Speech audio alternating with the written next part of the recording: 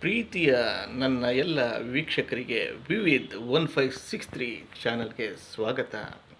ಈ ದಿನದ ವಿಶೇಷ, ನೀವು ಒಂದು 5 ವರ್ಷದ ಮಕ್ಕಳಿದ್ದಾರೆ ನಿಮಗೆ ಅಂತ ಅಂದರೆ, ಅಥವಾ 10 ವರ್ಷದ ಮಕ್ಕಳಿದ್ರೂ ಸಹ ಯಾವ ರೀತಿಯೆಲ್ಲ ನೀವು ಇನ್ವೆಸ್ಟ್ಮೆಂಟ್ ಪ್ಲಾನ್ನ ಮಾಡಲೇಬೇಕು ಅನ್ನೋದರ ಮಾಹಿತಿ ಬಗ್ಗೆ ಈ ದಿನ ತಿಳಿಸ್ತಾ ಇದ್ದೀನಿ. ಫಾರ್ ಎಕ್ಸಾಂಪಲ್, ನೀವು ದುಡಿತಾ ಇದ್ರಿ ಒಂದು 30,000 ಅಂತಂದರೆ ದಯವಿಟ್ಟು ಅಟ್ಲೀಸ್ಟ್ 3,000ನಾದರೂ ಉಳಿಸೋದಕ್ಕೆ ಪ್ರಯತ್ನ ಪಡಿ. ಹಾಗಾದರೆ ಯಾವ ರೀತಿ ಉಳಿಸ್ಬೇಕು? 3 ರೀತಿಯ ಪ್ರಕಾರಗಳಲ್ಲಿ ತಾವೆಲ್ಲರೂ ಉಳಿಸೋದನ್ನು ಪ್ರಯತ್ನ ಪಡಿ. ಅದು 500 ರೂಪಾಯಿ ಆಗಿರ್ಬೋದು, 1,000 ರೂಪಾಯಿ ಆಗಿರ್ಬೋದು. ಆಟೋ ಡೆಬಿಟ್ ಆಪ್ಷನ್ ಎಲ್ಲ ಬ್ಯಾಂಕ್ನಲ್ಲೂ ಕೊಡ್ತಾ ಇದ್ದಾರೆ. ಬ್ಯಾಂಕಿಂಗ್ ಆನ್ಲೈನ್ ಫೆಸಿಲಿಟಿ ಸಹ ಎಲ್ಲ ಇರುತ್ತೆ.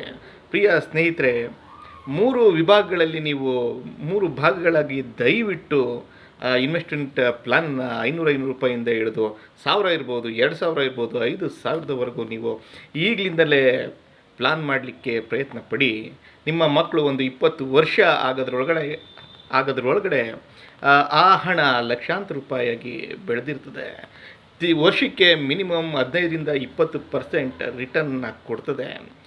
ಆ ಪ್ರಕಾರಗಳ ಬಗ್ಗೆ ತಾವು ತಿಳ್ಕೊಬೇಕು ಅಂತಂದರೆ ದಯವಿಟ್ಟು ನನ್ನ ವಿಡಿಯೋದಲ್ಲಿ ಸಂಪೂರ್ಣ ಮಾಹಿತಿ ತಿಳಿಸಿದ್ದೀನಿ. ದಯವಿಟ್ಟು ಅದನ್ನು ಫಾಲೋ ಮಾಡಿ.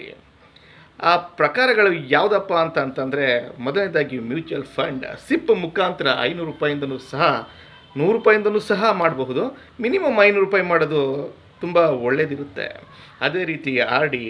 ಇನ್ನು ಮತ್ತೊಂದು ಅಂತಂದರೆ PPF, ಪಬ್ಲಿಕ್ ಪ್ರಾವಿಡೆಂಟ್ ಫಂಡ್ ರೀತಿಯಲ್ಲಿ ನೀವು ತಿಂಗಳ ಅಟ್ಲೀಸ್ಟ್ ಮಿನಿಮಮ್ 500 ರೂಪಾಯಿ ಆದರೂ ನೀವು ಇನ್ವೆಸ್ಟ್ಮೆಂಟ್ ಪ್ಲಾನ್ನ ತಮ್ಮ ಮಕ್ಕಳಿಗಾಗಿ ಮಾಡ್ತಾ ಹೋಗಿ.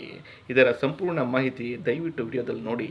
ದಯವಿಟ್ಟು ನನ್ನ ಚಾನಲ್ನ ವಿವಿಧ್ 1563 ಚಾನಲ್ನ ಸಬ್ಸ್ಕ್ರೈಬ್ ಮಾಡೋದನ್ನ ಮರಿಲೇಬೇಡಿ. ತಮ್ಮ ಸ್ನೇಹಿತರಿಗೆ ಎಲ್ರಿಗೂ ಶೇರ್ ಮಾಡಿ ಮತ್ತು ಬೆಲ್ ಐಕನ್ನ ಒತ್ತಿ. ಹೊಸ ವಿಡಿಯೋಗಳು ಬರ್ತಾ ಹೋಗುತ್ತೆ. ಸಂಪೂರ್ಣ ತಮಗೆ ಉಪಯೋಗ ಅಂತ ಮಾಹಿತಿಗಳು ಮಾತ್ರ ನನ್ನ ವಿಡಿಯೋದಲ್ಲಿ ನೀವು ನೋಡಲಿಕ್ಕೆ ಸಾಧ್ಯ. Thank you so much. Thank you.